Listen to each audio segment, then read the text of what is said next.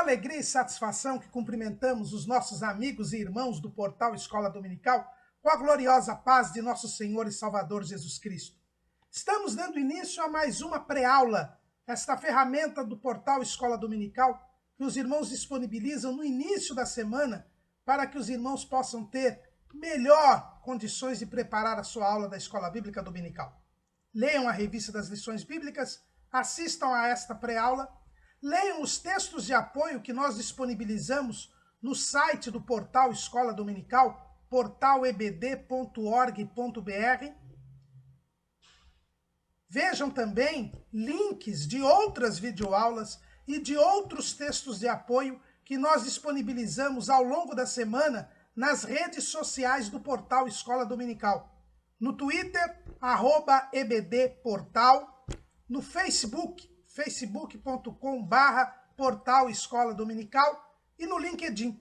Os irmãos têm acesso ali a dezenas de textos de apoio, de slides e de outras videoaulas, não só da lição da faixa etária dos adultos, mas de todas as faixas etárias e até de outros currículos da Escola Bíblica Dominical. Se tiverem alguma dúvida, postem a sua pergunta na sala dos professores do portal Escola Dominical. Nós temos visto que as pessoas não têm se cadastrado.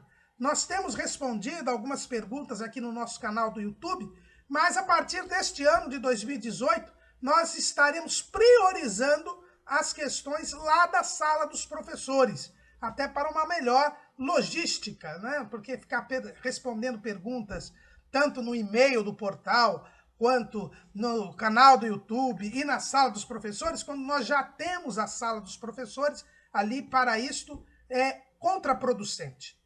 Também ouçam as leituras diárias que nós colocamos toda semana, um breve comentário em áudio da leitura diária prevista na revista das lições bíblicas e que serve também como um momento devocional.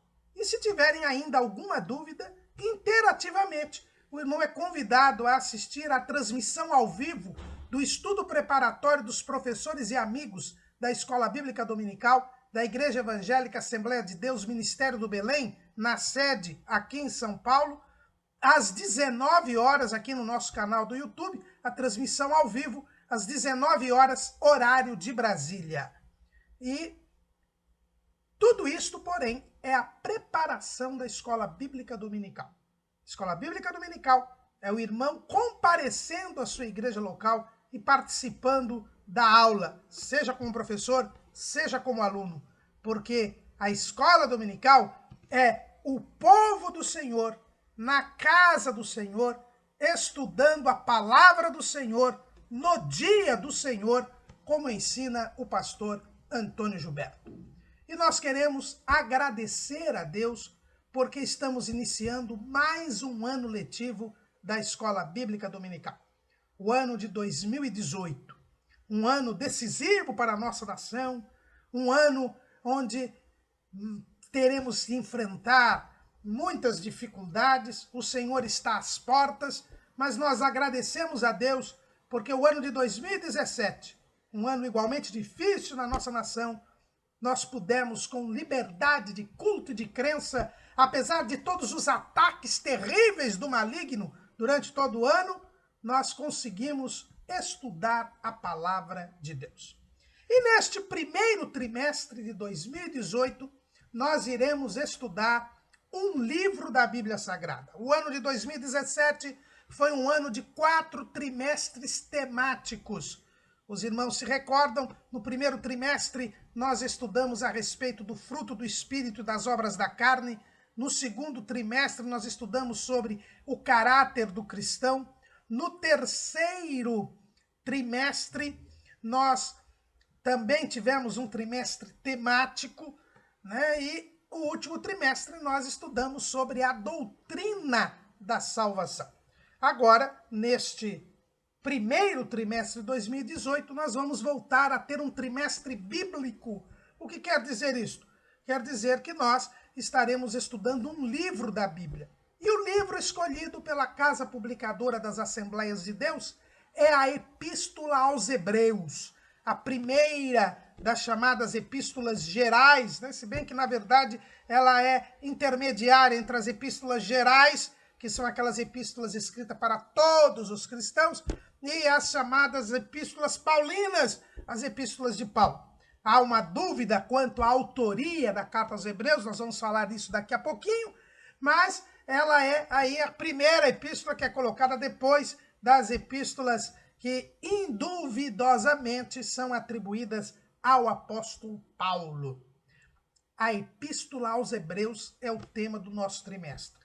O nosso comentarista é o pastor José Gonçalves, presidente das Assembleias de Deus em Água Branca, no estado do Piauí, presidente do Conselho de Doutrina da Convenção do Estado do Piauí e também membro do Conselho de Apologética da Convenção Geral das Assembleias de Deus. O pastor José Gonçalves já há alguns anos tem sido comentarista das lições bíblicas. O título do nosso tema é A Supremacia de Cristo.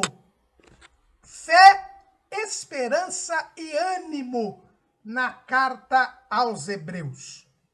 O título já nos mostra algo importante. Quando nós falamos na supremacia de Cristo, nós vamos lembrar que o tema da carta aos Hebreus é a excelência de Cristo, é a supremacia de Cristo. O autor da carta aos Hebreus, ele quer mostrar que Jesus Cristo é melhor e maior. É maior e melhor do que os anjos, é maior e melhor do que Moisés, é melhor e maior do que Arão, é melhor e maior do que o concerto que ele coloca, é maior e melhor do que o concerto da antiga aliança. O sacerdócio de Jesus é melhor e maior do que o sacerdócio levítico. A carta aos Hebreus foi escrita para os hebreus. Quem são os hebreus? Nós sabemos que a denominação hebreu é dada na Bíblia, em primeiro lugar, a Abrão. Ele nem se chamava ainda Abraão. Lá no livro do Gênesis, no capítulo 14, nós encontramos pela primeira vez a palavra hebreu na Bíblia. Está lá escrito: então veio um que escapara e o contou a Abrão, o hebreu. Está lá em Gênesis 14 e 13. E por que Abrão era chamado de hebreu? Há uma discussão a respeito. Uns dizem que porque ele tinha como um dos seus ancestrais, como nós vemos lá na genealogia, lá no livro de Gênesis, no capítulo 10, Éber. Outros, porém, entendem que hebreu é uma palavra que quer dizer da além do rio.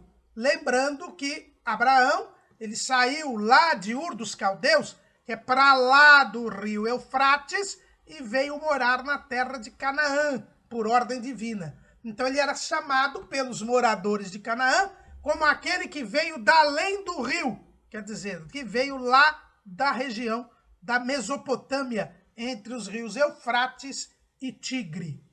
Então, os hebreus são os descendentes de Abraão. E por que essa epístola é destinada e é chamada de epístola aos hebreus? Porque ela foi escrita para os crentes da Judéia, os crentes judeus ali na terra de Israel. Muito provavelmente esta carta foi escrita por volta dos anos 60, 64, antes do ano 64 depois de Cristo. E o momento histórico que vivia a Palestina, que vivia Israel naquele momento, era um momento extremamente difícil. Por quê? Porque no ano 66 começou a primeira guerra entre os judeus e os romanos. E esta guerra terminaria no ano 70, quando o general Tito, que era o filho do imperador Vespasiano, que era o imperador romano da época, ele entrou em Jerusalém, destruiu a cidade de Jerusalém e destruiu o templo de Jerusalém, cumprindo a profecia que Jesus havia dito no seu sermão escatológico, quando os discípulos e os irmãos veem, por exemplo, no Evangelho segundo escreveu Mateus, no capítulo 24, os irmãos vão ali observar que os discípulos mostraram o templo, porque Jesus nunca havia se referido à beleza do templo, que era o segundo templo construído por Zorobabel e reformado e ampliado por Herodes o Grande, o rei, que era rei da Judéia quando Jesus nasceu. E Jesus então virou aos discípulos e disse: olha, vedes tudo isso? Não ficará pedra sobre pedra que não seja derribada. Jesus ali então profetizou a destruição do templo de Jerusalém, que aconteceu no ano 70.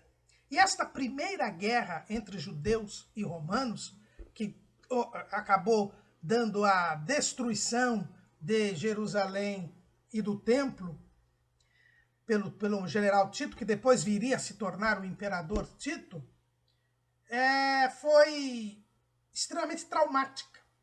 Quem descreveu bem, quem narrou, quem contou a história desta guerra, foi o grande historiador judeu Flávio Joséfo, que foi testemunha desta guerra.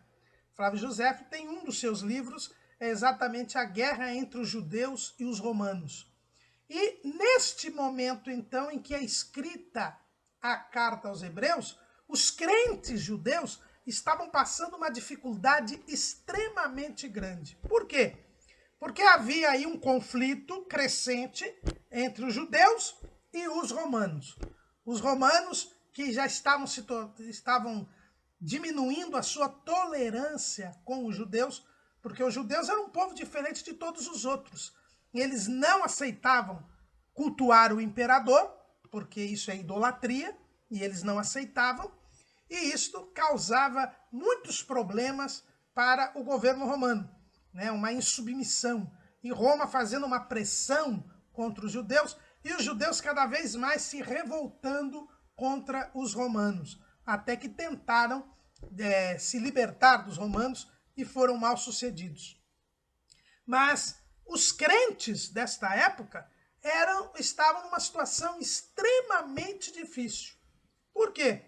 Porque eles eram perseguidos tanto pelos romanos quanto pelos judeus.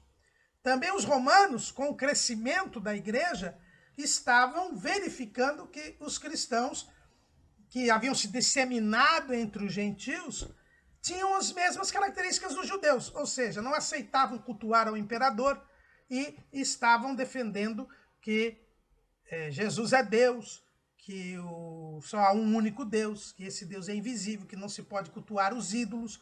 Os irmãos lembram todo aquele tumulto que ocorreu na cidade de Éfeso, que está lá no capítulo 19 do livro de Atos dos Apóstolos, porque o crescimento da igreja em Éfeso, que era a segunda maior cidade do Império Romano, colocou em xeque o culto à deusa Diana. Então, o Império Romano já estava verificando que os cristãos, a exemplo dos judeus, se rebelavam contra o culto ao imperador, contra a idolatria. Os cristãos já eram vistos como uma ameaça para o Império Romano. Então os romanos não viam os cristãos com bons olhos. Mas os judeus também não. O próprio apóstolo Paulo, quando ele escreve a sua primeira carta aos Tessalonicenses, que foi, segundo muitos estudiosos, o primeiro livro do Novo Testamento, ele fala dessa perseguição que os crentes judeus já passavam lá por volta do ano 50. Lá em 1 aos Tessalonicenses, capítulo 2,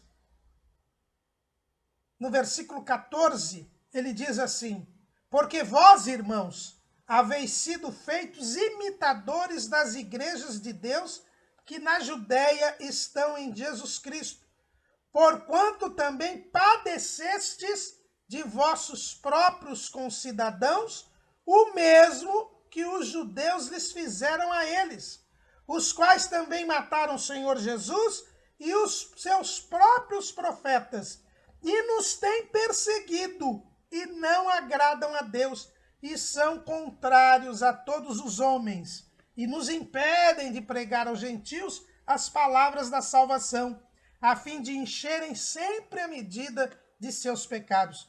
Mas a ira de Deus caiu sobre eles até ao fim. Então Paulo já registrava a grande perseguição que os crentes judeus sofriam dos próprios judeus.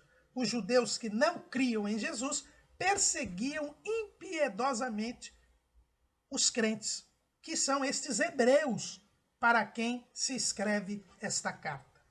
E os crentes judeus, diante daquele aumento da tensão entre judeus e romanos, que acabou levando à guerra entre judeus e romanos, eles estavam num beco sem saída. Eram perseguidos tanto por romanos quanto pelos judeus.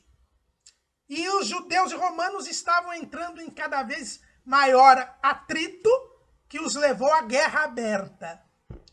E os crentes judeus, então, diante daquelas dificuldades, começaram a ser tentados por uma ideia. A ideia era de voltar à prática do judaísmo. A ideia era de abandonar a fé em Cristo e voltar à religião judaica. Desta maneira, eles seriam aceitos pelos judeus, ficariam do lado dos judeus daquele conflito, garantindo assim a sua sobrevivência e lutando pela libertação e independência de Israel. Era esta a ideia que estava na mente dos crentes da Judéia. E aí, este escritor desta carta, sabendo disso, inspirado pelo Espírito Santo, resolveu escrever esta carta, que na verdade não é propriamente uma carta, é mais um tratado, é mais uma exposição doutrinária. Daí porque ela é diferente das outras cartas. As outras cartas começam com uma introdução, depois tem um fechamento, se bem que a carta aos Hebreus ela tem um fechamento no final de saudação, mas a apresentação do autor, a apresentação dos destinatários, né, você vê isso tanto nas epístolas de Paulo, como nas epístolas de Tiago, de João, de Pedro.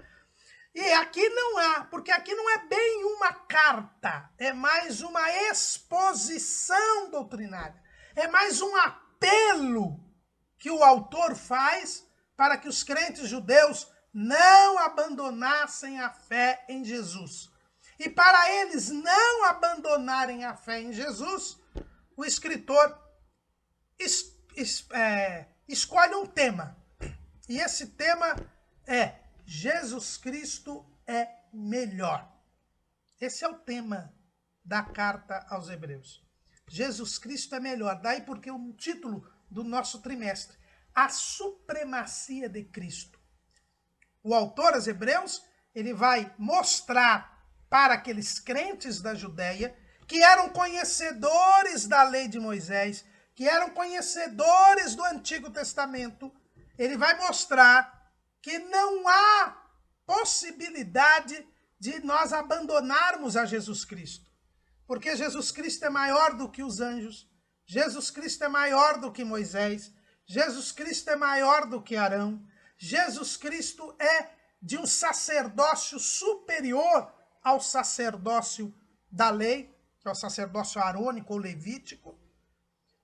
O sacrifício de Jesus é melhor do que os sacrifícios da lei. O concerto estabelecido por Jesus, a aliança estabelecida por Jesus, é maior e melhor do que a aliança estabelecida lá no Monte Sinai entre Deus e Israel. E que se nós deliberadamente abandonarmos a Cristo, corremos o risco de, em apostatando da fé, entrar numa situação irreversível. E diante disso, não teremos mais condição alguma de ter a salvação.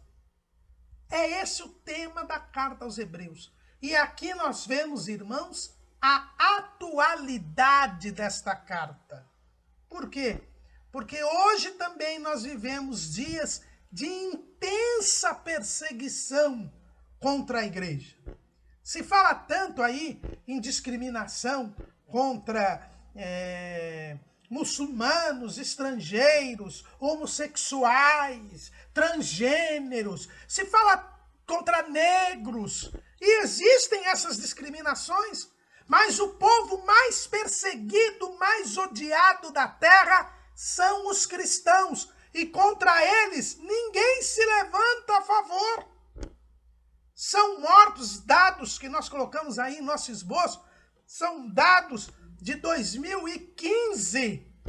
Morreram 60 mil cristãos por causa da fé em todo o mundo. Não houve este número com relação a nenhum outro grupo de qualquer sociedade, de qualquer país do mundo. A perseguição contra cristãos, isso estou falando de morte, fora as perseguições que nós temos aí assistido a muitas delas na mídia, na sociedade, como os cristãos e aqueles que defendem ideias cristãs são vilipendiados, são humilhados. Não é? O antigo chefe da Igreja Católica Apostólica Romana, o Papa Bento XVI, escreveu uma vez um texto falando sobre o martírio moderno, onde as pessoas não são mortas, não são derramados o seu sangue. E mesmo assim, como eu disse, em 2015, 60 mil cristãos foram mortos por causa da sua fé em Cristo. Mas muitos têm suas reputações, têm suas vidas, suas imagens totalmente destruídas na sociedade, única e exclusivamente porque servem a Jesus. Então nós vivemos hoje uma situação de tensão, de perseguição, que nós encontramos, que é muito semelhante à que era vivida pelos crentes judeus nas vésperas da Primeira Guerra Judaico-Cristã. E da mesma maneira que o autor aos Hebreus, inspirado pelo Espírito Santo, mostrou àqueles crentes que Jesus Cristo é melhor e maior, e que vale a pena nos mantermos fiéis ao Senhor, mesmo diante de tantos percalços, também, ao ler a carta aos Hebreus, nós também somos encorajados, incentivados a nos manter fiéis até o fim. Como disse o Senhor Jesus para a igreja de Esmirna, lá no livro do Apocalipse, no capítulo 2 do livro do Apocalipse, no versículo 10. Nada temas das coisas que hás de padecer. Eis que o diabo lançará alguns de vós na prisão, para que sejais tentados, e tereis uma tribulação de 10 dias. Sê fiel até a morte, e dar-te-ei a coroa da vida. Estas palavras Jesus disse para a igreja de Esmirna, que simboliza a igreja que foi perseguida pelos romanos. Depois que os judeus perderam Jerusalém e o templo foi destruído no ano 70, depois houve uma segunda guerra entre judeus e romanos, que acabou no ano 135, quando os judeus foram definitivamente expulsos de Israel, de onde eles só começaram a voltar agora em 1948. É verdade que eles começaram a voltar antes, cerca de 50 anos antes, mas em 1948 é que eles se tornaram um país novamente, ali na terra de Canaã. O que já é um grande sinal da vinda de Cristo. Mas depois, os crentes continuaram sendo perseguidos. Os judeus foram expulsos de Canaã, mas o Império Romano veio com 10 grandes perseguições. E a primeira delas começando mais ou menos na época desta carta. E Jesus aqui diz para que eles não temessem o que estavam por passar. Que seria permitido até que o diabo lançasse alguns nas prisões. Mas a verdade é que Jesus diz: ser fiel até a morte e dar-te-ei a coroa da vida. É por isso que o subtítulo do nosso trimestre é Fé, Esperança e Ânimo na carta aos Hebreus. Para que nós não nos desviemos espiritualmente. Porque diante das pressões, aqueles crentes judeus estavam tentados a abandonar a fé para ter dias melhores aqui na terra. Mas Jesus diz: não tenham medo da perseguição, não tenham medo da adversidade. Eu vou até permitir que o inimigo possa aparentemente ter alguma vantagem. Mas se vocês forem fiéis até a morte, vocês receberão a coroa da vida. Jesus disse lá ainda no livro do Apocalipse, no capítulo 22, e no versículo 12. Eis que cedo venho, e o meu galardão está comigo, para dar a cada um segundo a sua obra. Jesus está no controle de todas as coisas, irmãos. A dificuldade é grande. A perseguição é tamanha e crescente. Nós vivemos o tempo que Jesus chamou no seu sermão escatológico de princípio das dores. Mas se nós formos fiéis até a morte, ninguém poderá nos impedir de chegar ao céu. O diabo pode até nos tirar a vida física, mas não pode nos tirar da comunhão com o Senhor. Estevão morreu apedrejado, mas os céus estavam abertos para ele e Jesus estava de pé à direita do Pai, aguardando o primeiro mártir do cristianismo. É esta mensagem que o escritor aos Hebreus quer dar àqueles crentes judeus. Ele diz: olha, pelo amor de Deus, não abandonem a fé. Eu vou mostrar para vocês como Jesus Cristo é sublime, como Jesus Cristo é supremo, como ele é melhor e maior do que qualquer coisa. E quando vocês virem que Jesus é melhor, não se desviem, não abandonem e permaneçam fiéis até a morte. Ao mostrar quem é Jesus e a supremacia de Jesus, o escritor aos Hebreus quer aumentar a fé dos crentes judeus. Quer aumentar a esperança dos crentes judeus. E quer animar, incentivar os crentes judeus a permanecerem fiéis até a morte. Esse é o objetivo da carta aos Hebreus. E é por isso que nós ganhamos um livro na Bíblia Sagrada que nos aumenta a fé, que nos aumenta a esperança e que nos anima, porque é este bom ânimo que nós precisamos ter para chegar até o fim. É o que Jesus diz, encerrando as suas últimas instruções, lá em João, capítulo 16, versículo 33. Tenho-vos dito isto, para que em mim tenhais paz. No mundo tereis aflições, mas tende bom ânimo. Eu venci o mundo. Nós precisamos aumentar a nossa fé. Nós precisamos ter esperança e estar com este bom ânimo.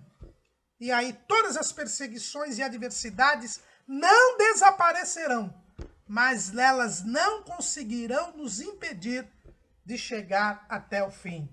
E aquele que perseverar até o fim será salvo.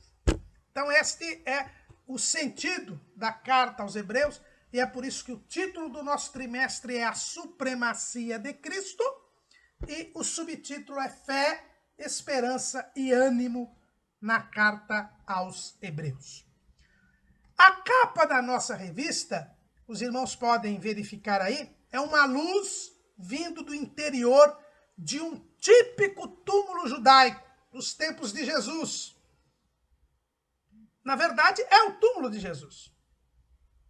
Vocês veem aí que tem uma escadinha que está subindo, né? Ali, a pessoa está na porta do túmulo, né? Sempre tinha uma escadinha que se levava o corpo lá para baixo. E há uma luz vindo daquele túmulo. E isso nos faz lembrar do quê? Nos faz lembrar da ressurreição de Jesus. E a ressurreição de Jesus é a garantia da nossa fé. É o que Paulo diz lá no chamado capítulo da ressurreição. Lá em 1 Coríntios, capítulo 15, no versículo 12 em diante. Ora, se se prega que Cristo ressuscitou dos mortos, como dizem alguns dentre vós que não há ressurreição de mortos? E se não há ressurreição de mortos, também Cristo não ressuscitou. E se Cristo não ressuscitou, logo é vã a nossa pregação e também é vã a vossa fé. A razão de ser da fé cristã, o seu grande diferencial de todas as outras religiões, é que Jesus ressuscitou. O túmulo está vazio. E os crentes judeus sabiam disso, moravam ali em Israel.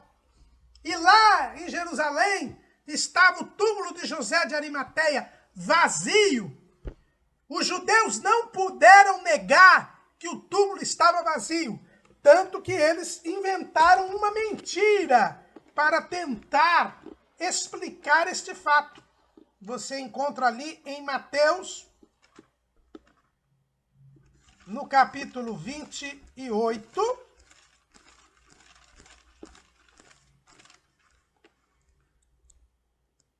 no versículo 11. E quando iam, eis que alguns da guarda, chegando à cidade, anunciaram aos príncipes dos sacerdotes todas as coisas que haviam acontecido. E congregados eles com os anciãos, e tomando conselho entre si, deram muito dinheiro aos soldados, dizendo: dizei, vieram de noite os seus discípulos, e dormindo nós o furtaram. E se isto chegar a ser ouvido pelo presidente, nós o persuadiremos e vos poremos em segurança. E eles, recebendo o dinheiro, fizeram como estavam instruídos. E foi divulgado este dito entre os judeus até o dia de hoje. Os judeus não podiam desmentir o fato do túmulo vazio. E aí criaram então essa mentira, que não tem pé nem cabeça. Porque se os discípulos eles roubaram o corpo, como explicar aqueles soldados que foram colocados e que a pedra havia sido colocada e selada? Como explicar que 16 soldados estavam ali e dormiam todos? E se eles dormiam, como é que eles viram que foram os discípulos que furtaram o corpo? E se eles sabiam que os discípulos haviam furtado o corpo, onde estava este corpo? Seria coisa mais fácil localizá-lo, já que se sabia quem era o autor? Era uma mentira sem pé nem cabeça, porque os judeus não tinham como desmentir o fato de que o túmulo está vazio. E o túmulo está vazio porque Jesus ressuscitou. E a ressurreição é a prova da supremacia de Cristo. A ressurreição é a prova de que a nossa fé não é vazia, que a nossa fé está alicerçada em fatos objetivos, de que Cristo realmente veio ao mundo para morrer pelos pecadores e que o seu sacrifício foi aceito e que agora nós podemos ter comunhão com Deus e ter a vida eterna. Essa é a maior prova. E por isso a capa da revista nos faz lembrar a ressurreição, para demonstrar que Cristo é supremo e que esta supremacia que vai ser apresentada pelo autor aos Hebreus de uma forma tão profunda é uma realidade patente e que por isso nós não devemos trocar Jesus por nada neste mundo. Por mais que soframos, por mais que sejamos perseguidos, vale a pena servir a Jesus.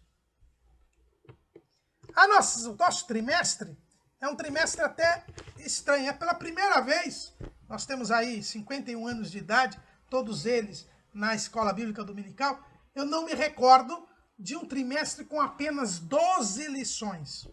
Isso porque o trimestre passado nós tivemos 14 domingos e este trimestre nós só temos 12 domingos. Então nós teremos apenas 12 lições. E a Epístola aos Hebreus, ela tem 13 capítulos. Então, haverá 12 lições. Praticamente cada lição corresponde a um capítulo. Então, praticamente cada lição corresponde a um capítulo, sendo que a lição de número 12, ela abrange os capítulos 12 e 13. Não é bem assim, porque existem algumas passagens bíblicas e alguns argumentos que foram colocados em parte num capítulo, parte no outro capítulo, como, por exemplo, o argumento da superioridade de Cristo em relação a Arão, e depois a questão da apostasia. Ela envolve tanto os capítulos 5 quanto 6, então, mas é praticamente um capítulo para cada lição, sendo que o último capítulo, a última lição, envolve os capítulos 12 e 13. Por isso nós não temos aí um bloco, blocos do trimestre, né? A lição de número 1 nos trata da introdução à carta aos Hebreus, por isso mesmo nós fizemos a abordagem do trimestre, mas não há uma pré-aula de introdução, porque essa lição 1, ela já fala desta introdução à carta aos Hebreus, e também do capítulo 1, porque no capítulo 1 nós temos o argumento da superioridade de Jesus com relação aos anjos. É por isso que o título da nossa lição de número 1 é a carta aos Hebreus e a excelência de Cristo. Né? O autor aos Hebreus já vai falando da superioridade de Cristo e já fala da superioridade de Cristo em relação aos anjos. Uma questão evidente aqui, e vai ser alvo aí de discussões nesta primeira lição, é sobre a autoria da carta aos Hebreus.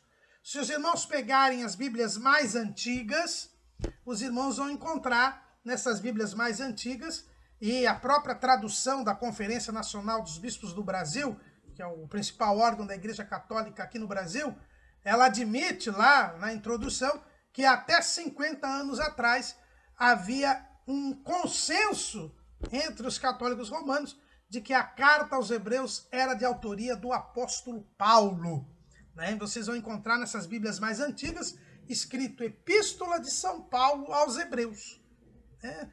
Mas esta autoria de Paulo aos Hebreus já era questionada desde o começo da história da Igreja. Eusébio de Cesareia, no seu livro História Eclesiástica, que é o principal livro de história da Igreja nos primeiros 4 séculos, que foi publicado, inclusive, pela CPAD, Eusébio de Cesareia, ao falar sobre os livros da Bíblia, do Novo Testamento, ele fala que havia um questionamento sobre a autoria da Epístola aos Hebreus. Né? Alguns a atribuíam a Paulo, mas já desde aquela época alguns entendiam que ela não era do apóstolo Paulo. Orígenes, que foi um dos grandes teólogos do início da Igreja, achava que o livro tinha sido escrito por alguém ligado a Paulo, mas não teria sido o próprio Paulo quem a tivesse escrito. Ele achava até que quem escreveu esta carta teria sido Clemente. Clemente, que é mencionado lá na carta aos Romanos, como um dos discípulos da Igreja de Roma, e que dirigiu a Igreja de Roma.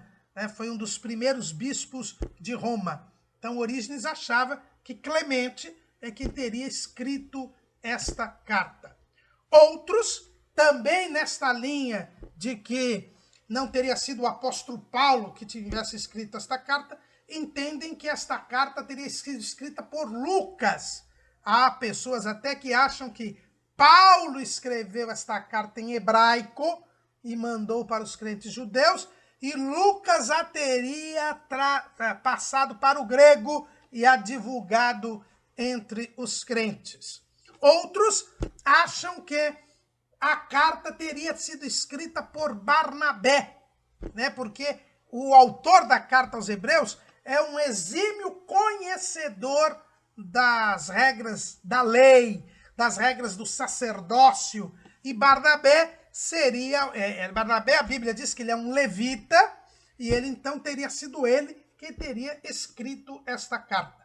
Outros acham que esta carta foi escrita por Apolo. Apolo, aquele grande pregador que foi para Corinto, que aceitou a Cristo lá em Éfeso, através de Priscila e Áquila, e que Paulo menciona como tendo ido também para Corinto, depois que Paulo passou por lá, que era, a Bíblia diz que era um varão eloquente e poderoso nas Escrituras, que ele era de Alexandria, e esta carta aos Hebreus parece ter muita influência do método alegórico de interpretação das Escrituras, muita influência de uma linha filosófica mais próxima aos seguidores do filósofo grego Platão, e em Alexandria essa escola platônica era muito forte. Inclusive, um contemporâneo de Jesus chamado Filo, que é considerado um grande filósofo judeu,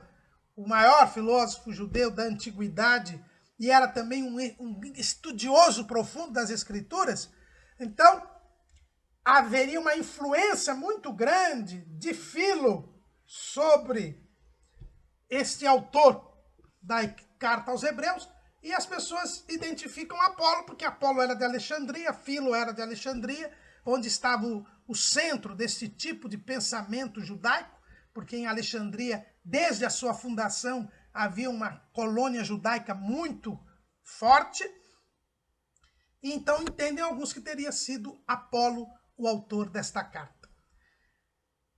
Por que muitas pessoas não consideram que Paulo tenha sido o autor desta carta, embora logo no início da igreja a maior parte das pessoas tenha atribuído esta carta a Paulo? Em primeiro lugar, a primeira objeção à autoria de Paulo é de que a linguagem utilizada na Epístola aos Hebreus é diferente da linguagem utilizada nas epístolas paulinas. Paulo, ele escreveu num grego mais simples, o chamado grego koiné, nas suas epístolas. E a Epístola aos Hebreus é um grego mais elevado, um grego clássico. E então seria muito discrepante. Teria sido a única epístola que Paulo teria escrito em um linguajar totalmente diferente das outras epístolas, o que seria um indicativo de que o autor não seria o mesmo. Se bem que nós devemos lembrar aqui que Paulo era um homem erudito e, portanto, ele saberia certamente escrever num grego clássico e não num grego popular. Outros entendem que a carta teria sido escrita em hebraico, porque Paulo, ao se dirigir aos crentes judeus, dominando como ele dominava a língua hebraica, ele teria traduzido, teria escrito em hebraico, e Lucas, ou o próprio Paulo, depois teria traduzido isto para o grego, utilizando então um estilo clássico na tradução, já que o escrito da carta não teria sido primeiramente em grego. É uma objeção que os defensores da autoria paulina fazem a esta objeção. Um outro elemento é que na carta aos Hebreus, todas as citações do Antigo Testamento, e não são poucas, são muitas as citações, porque como você está escrevendo para crentes judeus, você está se baseando nas Escrituras, e até então as Escrituras reconhecidas como Escrituras eram o Antigo Testamento, os primeiros livros estavam sendo escritos ainda, e os argumentos do escritor eram argumentos em cima do Antigo Testamento, para mostrar no Antigo Testamento que os crentes judeus não poderiam voltar à lei, porque senão o argumento não teria razão de ser. Essas citações são feitas com base na Septuaginta, e Paulo muito raramente citou as escrituras do texto da Septuaginta. Que é a Septuaginta? Foi a primeira tradução da Bíblia. Foi quando mestres judeus, escribas, traduziram lá por volta do ano 300, no século 4 a.C., traduziram a pedido do rei do Egito, que estava formando a Biblioteca de Alexandria, eles traduziram as escrituras do hebraico para o grego. Foi a primeira versão da Bíblia, né? O Antigo Testamento traduzido do hebraico para o grego. E ela se chamou Septuaginta porque a tradição diz que foram 70 escribas que trabalharam, uns dizem 72, que trabalharam nessa tradução. Então, Paulo nunca teria usado a Septuaginta nas outras epístolas, porque usaria na epístola aos Hebreus. Então, isso seria uma indicação de que o autor não seria Paulo. Os que defendem a autoria paulina dizem que Paulo usou, ao escrever o grego clássico, ele usou justamente a versão clássica grega, a tradução da Bíblia em grego, para as suas observações, para as suas citações, sendo coerente, então, com a linguagem utilizada. Alguns entendem que os argumentos trazidos na Epístola aos Hebreus são argumentos diferentes dos argumentos que Paulo usa nas outras epístolas para tratar dos mesmos assuntos, como, por exemplo, a superioridade da graça sobre a lei, a superioridade da nova aliança sobre a antiga aliança, a superioridade do sacrifício de Cristo em relação aos sacrifícios dos animais da lei. Na Epístola aos Hebreus são utilizados argumentos diferentes dos utilizados nas epístolas paulinas. Isso seria também uma indicação de que Paulo não foi o autor da carta aos Hebreus. Os que defendem a autoria paulina dizem que o público destinatário da carta aos Hebreus eram judeus, enquanto que o público destinatário das cartas das outras epístolas de Paulo seriam os gentios. Então, Paulo, ele usou de outros argumentos porque ele queria convencer os crentes hebreus de que Jesus era melhor do que a lei. E ele usa de argumentos de quem mais tem conhecimento das escrituras hebraicas, que não era o caso dos gentios. O pastor Severino Pedro da Silva, que nós colocamos ali, ele inclusive contesta isso. E ele mostra diversas passagens do livro de Hebreus, cujos argumentos e temas estão presentes nas epístolas paulinas. Outra objeção à autoria de Paulo é que o escritor aos Hebreus, ele se utiliza muito de analogias e alegorias. E é aí que eu disse, como eu disse, é um autor que demonstra familiaridade com o método alegórico de interpretação das escrituras, né? É aquele método em que se vê sempre nas escrituras um sentido alegórico, né? A questão da tipologia bíblica. Isso era muito próprio da escola de Filo, lá em Alexandria, né? Como eu já disse, né? Era em Alexandria que os judeus de Alexandria costumavam interpretar a Bíblia desse jeito, através de analogias e de alegorias, sempre procurando um sentido do texto além do sentido literal. E este além do sentido literal é que seria o sentido verdadeiro, né? O sentido profundo, o que realmente se queria transmitir. Isso é uma característica da filosofia de Platão. E Paulo, ele nasceu em Tarso, a sua formação filosófica é de outra escola filosófica, a chamada escola estoica, que os irmãos encontram lá no capítulo 17 de Atos, né? Quando Paulo foi a Atenas. Na época, as duas principais escolas filosóficas eram os estoicos e os epicureus. Paulo, ele nasceu em Tarso, e Tarso era um centro filosófico estoico. E muitas das epístolas de Paulo, nós vemos uma certa influência do estoicismo nos escritos de Paulo. E aqui, na carta aos Hebreus, não há uma influência estoica, há uma influência platônica, né? E então se argumenta que não seria, portanto, do apóstolo Paulo. Os que defendem a autoria paulina, eles costumam dizer que Paulo usou do sistema de interpretação que era corrente entre os crentes judeus.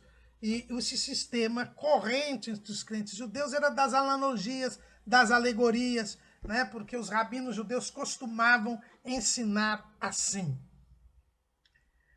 Uma quinta objeção à autoria paulina é o fato de que Paulo se identificou em todas as suas cartas. Você pode pegar todas as cartas, começa Paulo, servo de Jesus Cristo, apóstolo de Jesus Cristo, enfim. Paulo sempre se identifica no começo da carta. E na carta aos Hebreus não há identificação de quem tenha escrito. Por que Paulo iria justamente fugir ao esquema das outras cartas? Então se entende que isso seria um indicativo de que não foi Paulo aquele que escreveu. Tomás de Aquino, grande teólogo da Idade Média, ele diz que ele é contra este argumento, porque ele diz o seguinte: Paulo não era bem visto pelos judeus.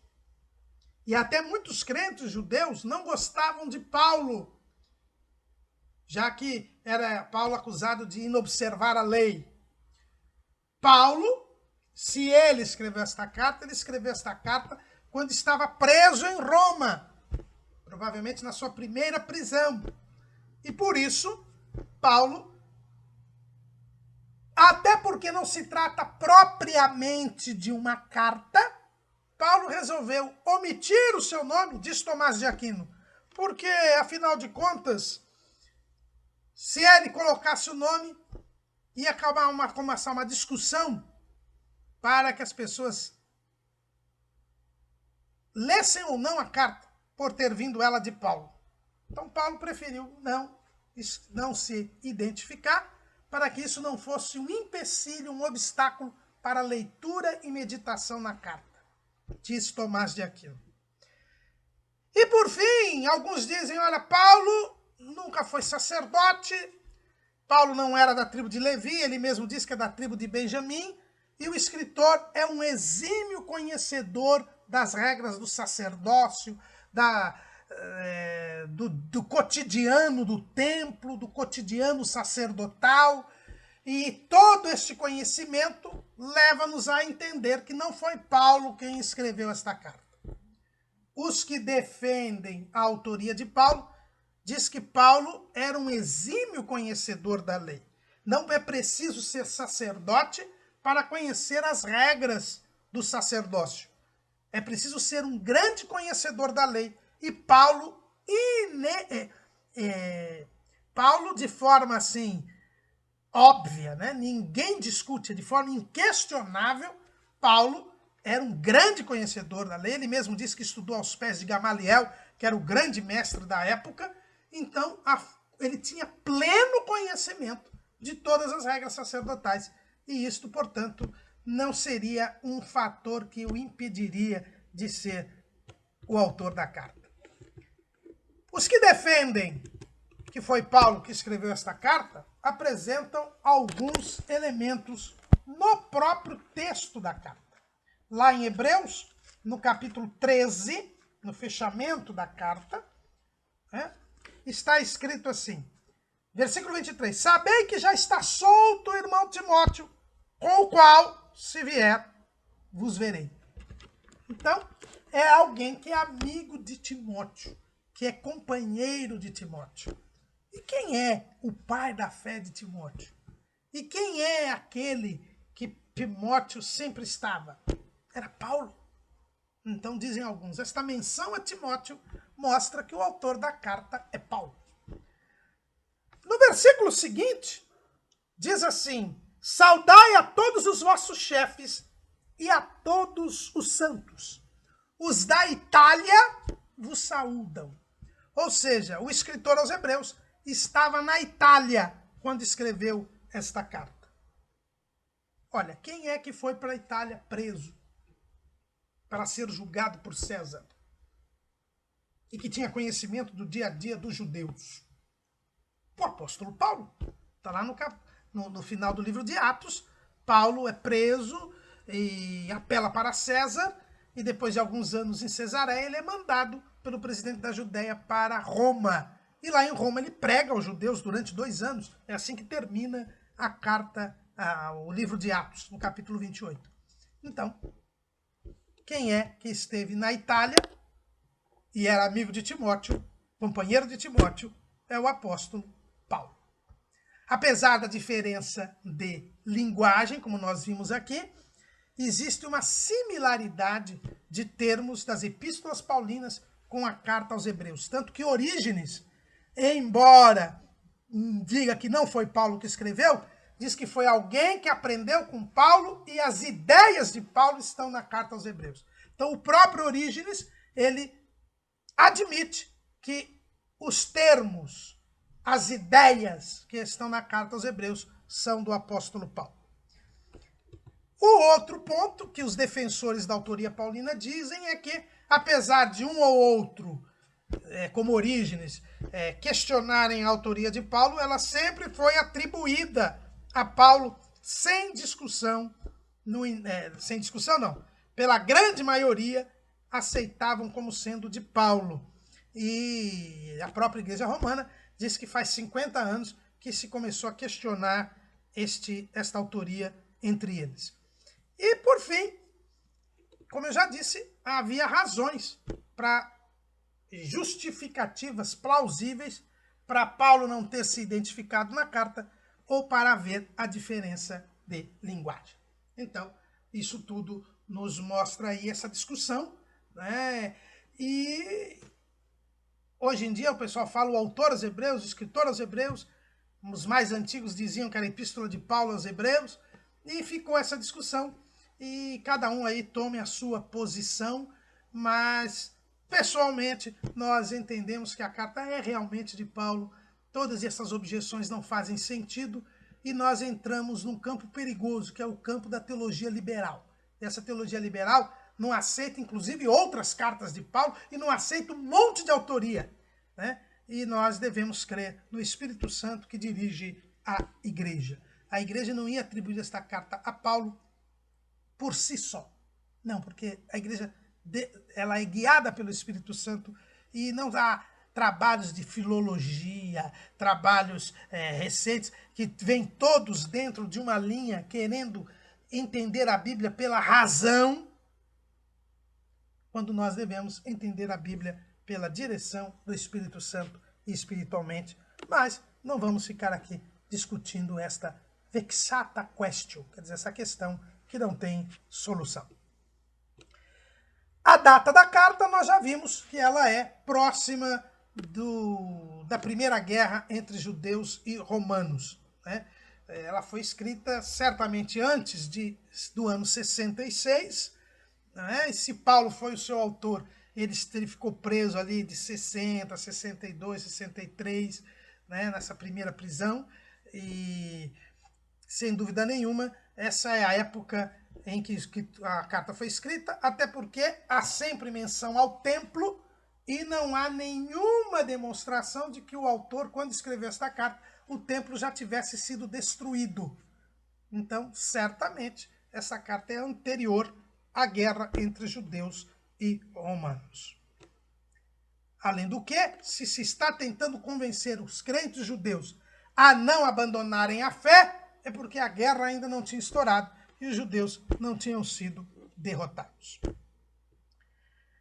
A carta aos Hebreus, ela começa com uma afirmação a respeito da excelência de Cristo. Veja bem que ela começa dizendo: havendo Deus antigamente falado muitas vezes e de muitas maneiras aos pais pelos profetas, a nós falou-nos nestes últimos dias pelo Filho, a quem constituiu o herdeiro de tudo, por quem fez também o mundo, o qual, sendo o resplendor da sua glória e a expressa imagem da sua pessoa, e sustentando todas as coisas pela palavra do seu poder, havendo feito por si mesmo a purificação dos nossos pecados, assentou-se à destra da majestade nas alturas. Vejam bem, irmãos, que a primeira afirmação do autor é que Deus falou aos pais pelos profetas, mas nestes últimos dias falou pelo Filho.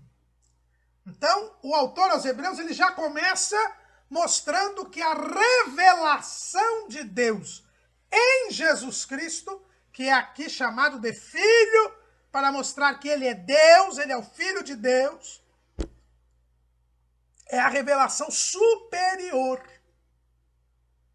Então, o autor aqui, ele não desmerece, nem despreza, nem joga fora a revelação do Antigo Testamento. Porque o Antigo Testamento era conhecido como a lei e os profetas. E o autor diz, olha, realmente, Deus falou aos pais pelos profetas. Mas isso ele falou antigamente. Mas agora, nestes últimos dias, ele nos falou pelo Filho. Ou seja, se antes Deus se revelava por profetas, uma revelação parcial e progressiva, agora ele se revelou, porque o Filho é Deus, Jesus é Deus. Então Deus se revela ao homem, Deus se faz homem e se revela ao homem. E por isso não pode haver revelação maior nem melhor, porque se Deus se revela pelo Filho, a maior revelação que existe é a do Filho. É o próprio Deus se revelando, porque não tem ninguém maior do que Deus. E isso, irmãos, é muitíssimo importante. É por isso que depois que Jesus veio, a história, biblicamente, é chamada de últimos dias. Nós já estamos vivendo os últimos dias. Porque os últimos dias se iniciam quando Jesus completa sua obra salvífica. Lá no dia de Pentecostes, no dia primeiro da igreja, a primeira grande conversão de almas, o início da evangelização da igreja, Pedro diz que estavam se cumprindo a profecia de Joel, que diz que nos últimos dias derramarei do meu espírito sobre toda a carne. Então, o dia de Pentecostes já está nos últimos dias. O tempo da igreja já é o tempo dos últimos dias. Por que últimos dias? Porque não há mais revelação de Deus a se fazer, porque o próprio Deus já se revelou. É por isso que nós não podemos crer em novas visões, nós não podemos crer em novas revelações, nós não podemos acrescentar nada ao que foi revelado nas Escrituras. Por quê? Porque o próprio Deus já se revelou e não tem ninguém maior do que Deus. O próprio Jesus, ele foi claro ao dizer, lá no Evangelho, segundo escreveu João, no capítulo 15, versículo 15, já vos não chamarei servos, porque o servo não sabe o que faz o seu senhor, mas tenho-vos chamado amigos, porque tudo quanto ouvi de meu Pai, vos tenho feito conhecer. E é interessante que o último capítulo da Bíblia, o último livro da Bíblia, que fecha o cânon sagrado, diz o seguinte, Apocalipse capítulo 1, revelação de Jesus Cristo, a qual Deus lhe deu, para mostrar aos seus servos as coisas que brevemente devem acontecer, e pelo seu anjo as enviou e as notificou a João, seu servo. Então Jesus Cristo, e por isso que Jesus disse para João, lá no capítulo 21 de João, ele disse que se ele queria que João ficasse até que ele viesse, que Pedro tinha a ver com isso? E aí as pessoas achavam que João não ia morrer até Jesus voltar. Mas não era isso. Até que Jesus completasse a revelação. E ela foi completada no livro do Apocalipse. Então não existe nova revelação. Então quando vêm os muçulmanos dizendo que o Corão é uma outra revelação de Deus, mentira! Porque Jesus já se revelou aos homens e não poderia haver alguém maior do que Deus para revelar o próprio Deus, se Deus já se revelou. Quando Joseph Smith vem e traz um livro de Mormon e mais a Pérola de Grande Valor e Doutrinas e Convênios como novas revelações complementares à Bíblia Sagrada, mentira! Quando Allan Kardec vem e traz o Evangelho segundo o Espiritismo como uma nova doutrina para explicar o Evangelho, mentira! Por quê? Porque o próprio Deus já se revelou. E para aqueles crentes judeus, já vem claro. Deus se revelou pelos profetas, mas nos últimos dias se revelou pelo Filho. Portanto, a revelação do Filho é superior. Complementa as dos profetas, que eram coisas antigas. Não coisas que não valem, porque foi Deus que se revelou. Deus não muda e não é preso ao tempo. Mas a revelação do Filho é superior. E ele é superior por quê? Porque o Filho foi constituído herdeiro de tudo. E foi pelo Filho que se fez o mundo. Então aqui nós temos o ponto inicial. Jesus foi constituído herdeiro de tudo. E ele é o Criador. Enquanto que os profetas foram criaturas. Jesus é o herdeiro de tudo. Ele é o Filho. O Filho que tem a herança. Não são os servos que têm a herança. É o Filho. O Filho é que constitui o herdeiro de tudo. Lembram de Abraão? Abraão pensou que ele deveria constituir o seu servo Eliezer como herdeiro. Porque ele era servo. O servo principal da casa. Mas era servo. Mas Deus disse, não, eu vou te dar um herdeiro. Um filho. Jesus foi constituído herdeiro. Ele é o Filho. Ele tem todas as coisas. E nós não podemos trocar o herdeiro pelo servo. É isso que o escritor aos Hebreus já está mostrando. Jesus é Deus. Ele fez o mundo. Ele é o Criador. Por isso que as testemunhas de Jeová mentem quando dizem que Jesus é a primeira e mais excelente criatura de Deus. Não, Jesus não é criatura, ele é o Criador. Foi por Cristo que se fez o mundo. Por quê? Porque Cristo é a palavra. João diz, no princípio era o verbo, a palavra, e o verbo estava com Deus, a palavra, e o verbo era Deus, a palavra. E Deus criou todas as coisas pelo poder da sua palavra. Haja luz, haja luminares. Haja répteis, haja plantas. Só o homem não foi feito pelo poder da palavra. Então, Jesus é superior, porque ele é o Criador. E os judeus sabiam muito bem que Deus havia criado o mundo. Eles conheciam isso. E daí está a superioridade de Cristo. Mas mais do que isso, o escritor aos Hebreus diz que ele é o resplendor da sua glória. E a expressa imagem da sua pessoa. O Filho, ele é a glória de Deus. Ele é Deus. Ele detém a glória. E no Monte da Transfiguração, ele demonstrou toda a glória que ele possuía para Pedro, Tiago e João. Ele é o resplendor da glória de Deus. Moisés, transitoriamente, por ter ficado 40 dias e 40 noites com Deus, veio com seu rosto brilhando e já os israelitas não podiam ver a face de Moisés. Ele teve que colocar um véu na face. Mas Cristo, ele é o resplendor da glória. O próprio João, escrevendo no Evangelho, ele diz, e vimos a sua glória como a glória do unigênito do Pai, cheio de graça e de verdade. Os discípulos puderam ver Jesus em corpo glorificado, que subiu aos céus. E é isto que o escritor aos Hebreus está rememorando os crentes judeus, alguns dos quais deveriam ter presenciado Jesus subir aos céus.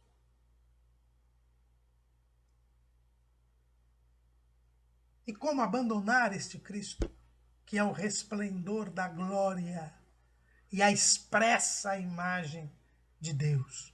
Porque Jesus é o último Adão, ele é imagem e semelhança de Deus, ele não tem a natureza pecaminosa, ao contrário dos profetas que foram usados por Deus nas revelações antigas.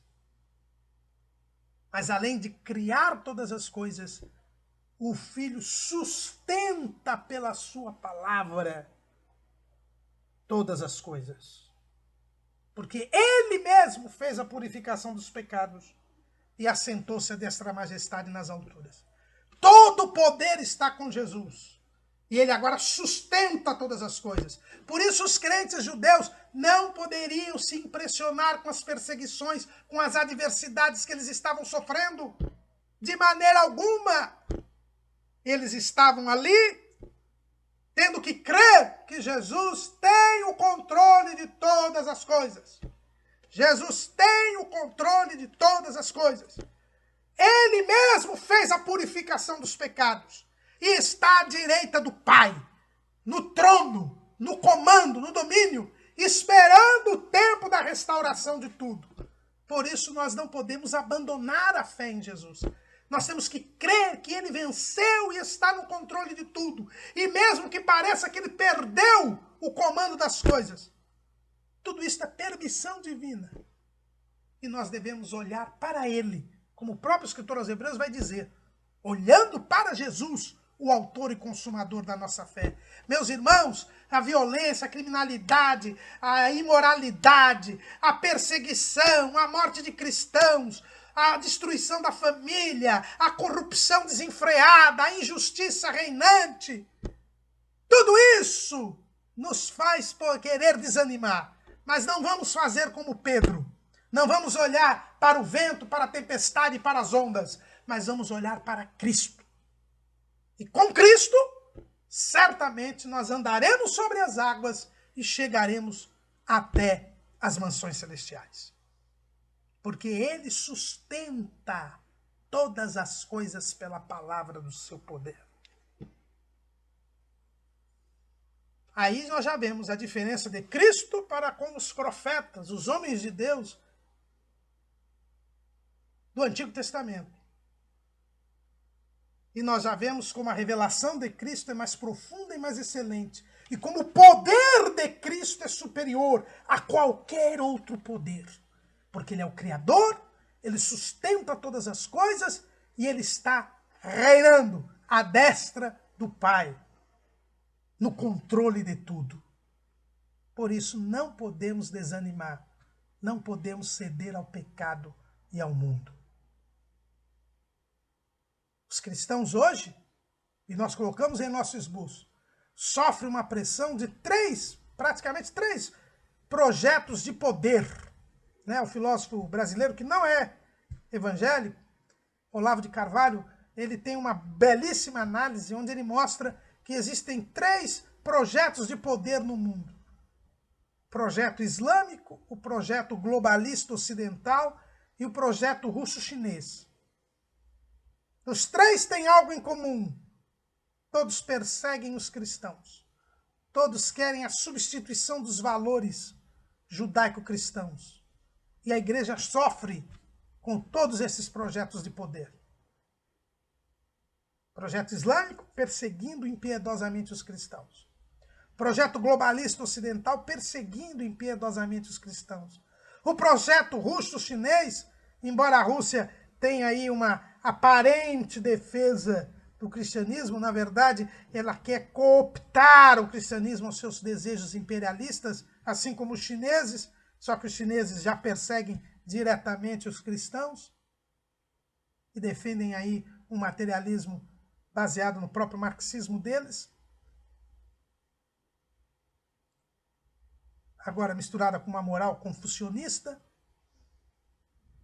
mas a igreja caminha, perseguida, mas não deve temer. Não temas, ó pequeno rebanho, disse o Senhor, porque o Senhor tem cuidado deste rebanho. Então, lembremos que é Jesus que está no controle de todas as coisas. Tanto que quando tudo ficar insustentável à igreja, ele virá arrebatá-la e lançará a sua ira sobre este mundo que tanto tem perseguido a igreja. Não se esqueça das palavras que Jesus disse ao apóstolo Paulo, lá no caminho de Damasco. Saulo, Saulo, por que me persegues? Saulo perseguiu os crentes, mas quem persegue os crentes se levanta contra o Senhor Jesus. E será punido por esse que tem todo o poder.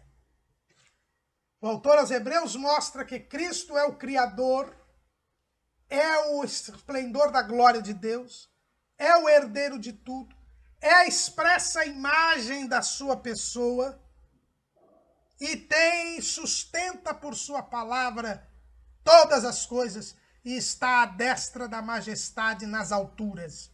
E a prova da sua vitória é que ele purificou os nossos pecados. Ele realmente veio ao mundo como Salvador. Voltou ao céu como Salvador do mundo, como diz a nossa declaração de fé. E agora, depois de mostrar esta excelência de Cristo na revelação e no seu próprio ser, o autor aos Hebreus vai mostrar que Jesus é superior aos anjos. E ele termina esse capítulo 1 mostrando a superioridade de Jesus aos anjos. Por que essa necessidade de mostrar a superioridade de Jesus aos anjos? Basicamente por 3 motivos. O primeiro motivo é de que havia já uma ideia entre os judeus, uma ideia vinda dos gregos, né, dos pagãos, dos gentios, a respeito dos anjos serem mediadores, intermediários, seres sublimes, superiores aos homens e que intermediariam aí as bênçãos de Deus. É uma ideia já presente na Babilônia, veio para a Pérsia, influenciou os judeus que estiveram cativos lá e eram defendidos pelos gentios e principalmente pelos gnósticos que estavam já envolvidos no meio da igreja. O próprio apóstolo Paulo, escrevendo aos Colossenses, fala a respeito do culto aos anjos que estavam querendo implantar no meio da igreja. Então, para dissipar essas ideias com relação aos anjos, que inclusive foram absorvidas pela tradição judaica, dessas crenças babilônicas e persas, o escritor aos Hebreus vai mostrar que Jesus é superior aos anjos. Em segundo lugar, já que os anjos estavam aumentando aí no judaísmo a sua importância. Em segundo lugar, a lei, havia uma tradição judaica dizendo que a lei foi entregue a Moisés pelos anjos. Não foi Deus que deu a lei diretamente para Moisés, ou as tábuas da lei, né? Ele entregou as tábuas da lei para Moisés, não. Foram os anjos que pegaram das mãos de Deus e trouxeram para as mãos de Moisés. Isso não está explícito na Bíblia, mas era tradição judaica. Então os anjos eram tidos em grande monta, né? Estevão fala a respeito disso lá em Atos, né? No Atos, no capítulo 7, diz assim, versículo 38, este é o que esteve entre a congregação no deserto, este é Moisés, com o anjo que lhe falava no monte Sinai, e com nossos pais, o qual recebeu as palavras da vida para nolas dar. Então, nós vemos aqui que essa tradição que havia. Paulo também ele fala disso lá em Gálatas, capítulo 3, versículo 19. Logo, para que a lei foi ordenada por causa das transgressões, até que viesse a posteridade a quem a promessa tinha sido feita, e foi posta pelos anjos na mão de um medianeiro. Então Paulo aqui fala também que a lei foi posta na mão dos anjos, na mão de Moisés, o que Estevão disse aqui em Atos 5:32. E o próprio escritor aos Hebreus, no capítulo 2, que nós vamos estudar na próxima lição, ele diz assim: porque se a palavra falada pelos anjos permaneceu firme, e toda transgressão e desobediência recebeu a justa retribuição, essa palavra falada pelos anjos é a lei. Então, o objetivo aqui do escritor aos Hebreus seria, em segundo lugar, mostrar que Jesus é superior aos anjos. Então, se a lei foi dada na mão de Moisés pelos anjos, então Jesus, sendo superior aos anjos, Jesus é superior ao judaísmo. Não podiam os crentes hebreus, pois, voltarem para as práticas judaicas, porque Jesus é superior aos anjos. Então, o primeiro motivo, repetindo, foi porque havia aquela crença dos gnósticos e da influência babilônico-persa no meio do judaísmo, de que os anjos eram intermediários poderosos entre Deus e os homens. Segundo, porque havia a crença de que a lei foi dada a Moisés pela mão dos anjos. Deus não entregou diretamente a Moisés as tábuas da lei, mas os anjos o fizeram por ordem de Deus. Então, Jesus, sendo superior aos anjos, é maior do que a lei e do que as palavras da lei. E o terceiro motivo é para mostrar que Jesus é Deus, é o Criador, e anjos são criaturas. E, portanto,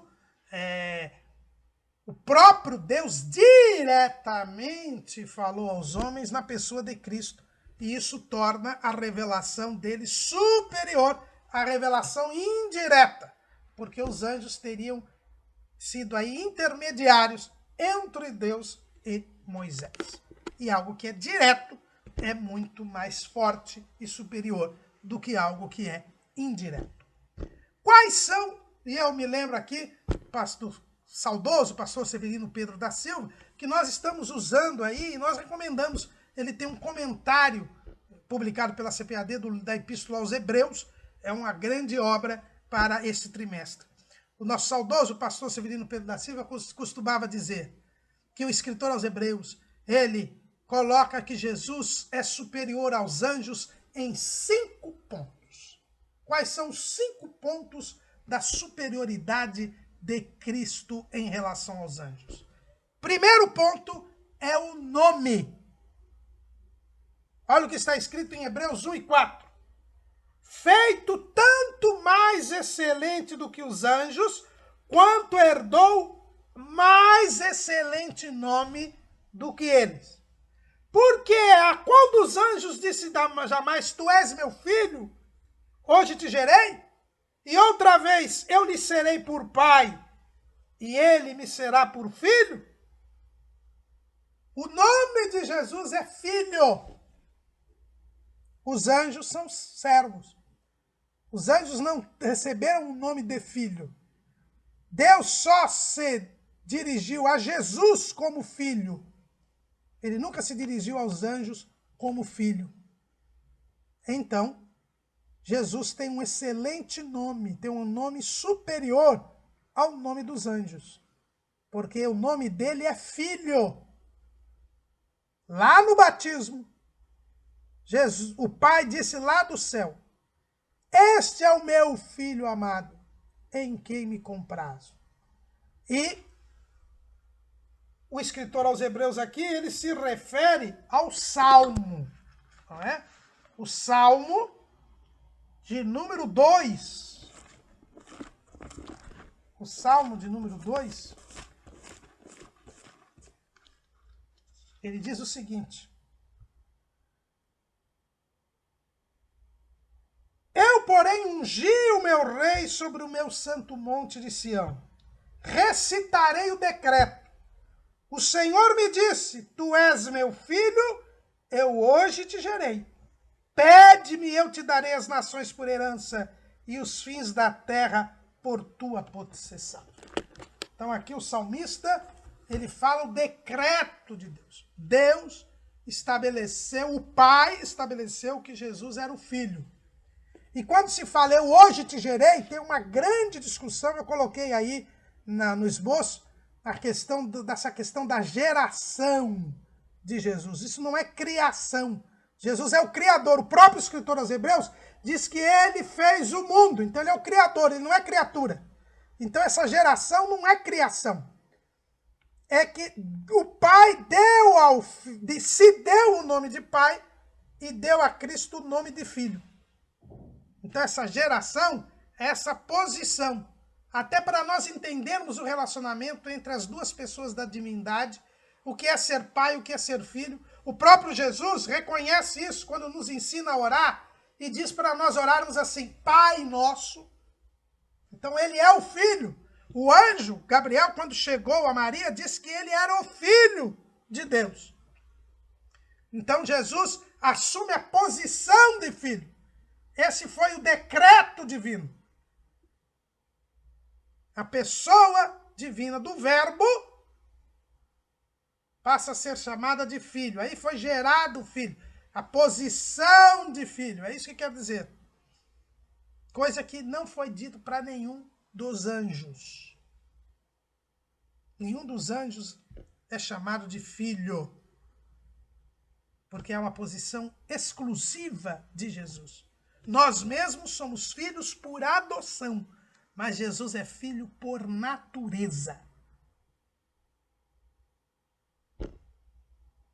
Ele tem um nome superior ao dos anjos. Ele é o Filho. Os anjos não são o Filho. O Filho. Tu és meu Filho. Um só. É o unigênito do Pai. Deus amou o mundo de tal maneira que deu o seu Filho unigênito. É o único Filho que foi gerado, quer dizer, colocado na posição de filho. Colocado no reinado. É isso que quer dizer essa expressão geração. Então Jesus tem um nome mais excelente do que os anjos. Então ele é superior, porque o seu nome é superior. Segundo ponto, adoração. Olha o que está escrito.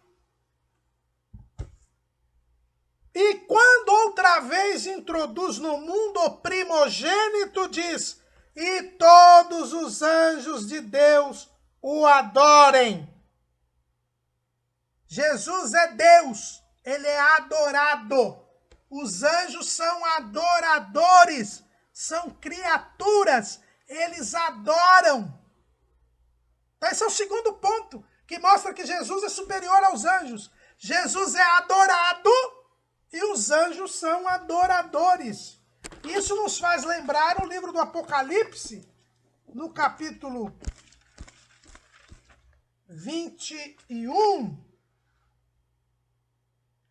22, desculpe-me, no versículo 8. E eu, João, sou aquele que vi e ouvi estas coisas, e havendo-as ouvido e visto, prostrei-me aos pés do anjo que mas mostrava para o adorar.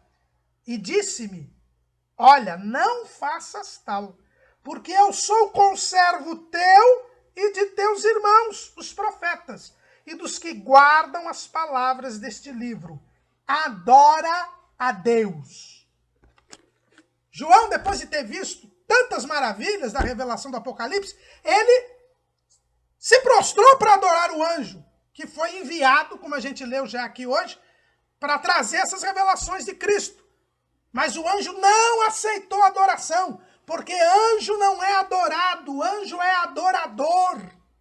Jesus é quem tem que ser adorado. Agora, Jesus aceitou a adoração. Se você abrir lá em Mateus capítulo 28, versículo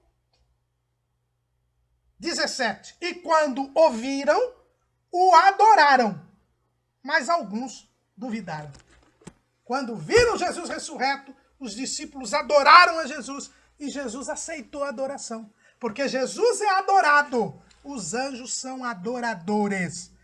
Por isso que você não tem que orar para anjo, como ensinam aí os católicos romanos ou até os espíritas. Os gnósticos ensinavam. Os anjos não são intermediários entre nós e Deus. Nós não devemos lhes pedir nada, nem venerá-los, muito menos adorá-los.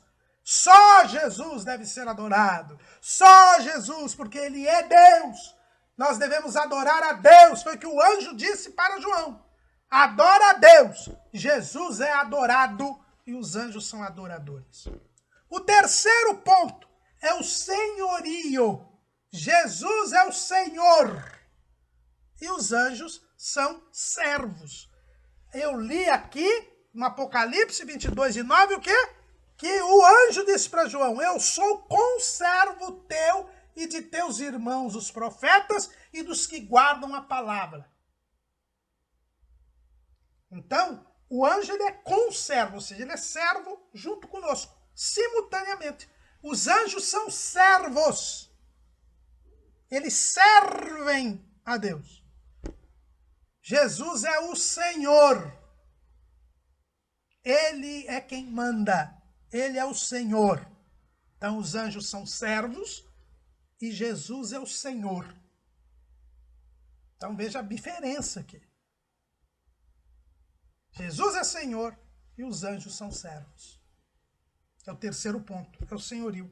O quarto ponto, nós já falamos aqui no início, é a criação, né? Olha o que diz aqui o escritor aos Hebreus.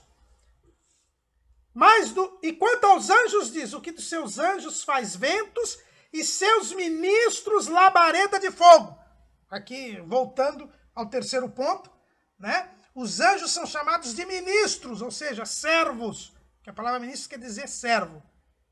Mas do Filho diz, ó Deus, o teu trono subsiste pelo século dos séculos, cetro de equidade é o cetro do teu reino. Amaste a justiça e aborreceste a iniquidade. Por isso, Deus, o teu Deus, te ungiu com óleo de alegria mais do que a teus companheiros. Então, Jesus foi escolhido para reinar. Foi escolhido para ser o Senhor. É por isso que ele, quando ressurge, ele diz, é-me dado todo o poder no céu e na terra. Ele é o Cristo, o Messias, o ungido. Os anjos são ministros. Jesus já é Deus. E quanto homem foi feito todo poderoso, porque amou a justiça e aborreceu a iniquidade. O quarto ponto é a criação. E aí nós voltamos aqui ao texto. Hebreus 1:10. E tu, Senhor, no princípio, fundaste a terra e os céus são obra de tuas mãos. Eles perecerão, mas tu permanecerás. E todos eles, como roupa, envelhecerão. E como um manto os enrolarás, e como um vestido se mudarão. Mas tu és o mesmo, e os teus anos não acabarão. É a criação. Jesus criou todas as coisas. Os anjos, não. Eles são criaturas. Foram criadas antes da terra. Sim, o livro de Jó mostra os anjos glorificando a Deus enquanto o Senhor fundava a terra e os seus fundamentos. Está lá no livro de Jó. Mas eu vou ler até aqui o livro de Jó, para os irmãos verem, para não ficar só nas minhas palavras, né? Como costumam dizer. Jó, capítulo 38, versículo 4. Onde estavas tu quando eu fundava a terra? Faze-nos saber se tens inteligência. Quem lhe pôs as medidas, se tu o sabes? Ou quem estendeu sobre ela o cordel? Sobre que estão fundadas as suas bases? Ou quem assentou a sua pedra de esquina? Quando as estrelas da alva juntas alegremente cantavam e todos os filhos de Deus rejubilavam. Veja bem aqui que os anjos são chamados de os filhos de Deus por criação. Mas o filho por natureza é só Jesus, como nós já vimos. E eles louvavam a Deus quando o Senhor fundava a terra. Jesus é o Criador. Os anjos são criaturas. Esse é o quarto ponto. É o ponto da criação. E o último, quinto e último ponto, é o ponto da salvação. O escritor aos Hebreus, ele diz assim: e a qual dos anjos disse jamais: assenta-te à minha direita até que ponha os teus inimigos por escabelo de teus pés? Não são, porventura, todos eles espíritos ministradores enviados para servir a favor daqueles que hão de herdar a salvação?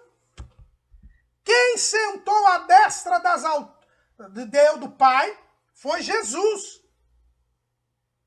Nós já lemos aqui, o escritor aos Hebreus diz que ele fez por si mesmo a purificação dos seus pecados, e dos nossos pecados, e assentou-se à destra da majestade nas alturas.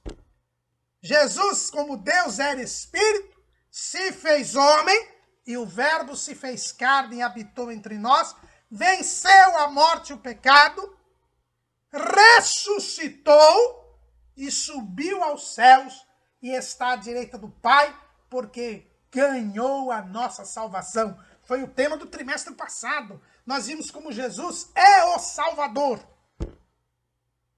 Que anjo fez isso? Eles continuam só espírito. Jesus hoje é homem e Deus, Deus e homem. Porque ele se fez homem para vencer o pecado e venceu. Os anjos são apenas espíritos e que estão servindo a favor daqueles que hão de herdar a salvação. Eles estão a serviço de Deus para o bem daqueles que hão de herdar a salvação. Salvação conquistada única e exclusivamente pelo Senhor. Aquele que entrou nos céus vitorioso, como diz o Salmo de número 24. O Salmo de número 24, ele diz assim, Salmo de número 24. Levantai, ó portas, as vossas cabeças, levantai-vos, ó entradas eternas, e entrará o Rei da Glória. Quem é este Rei da Glória? O Senhor forte e poderoso, o Senhor poderoso na guerra. Salmo 24, 7 e 8. Foi Jesus que venceu a morte.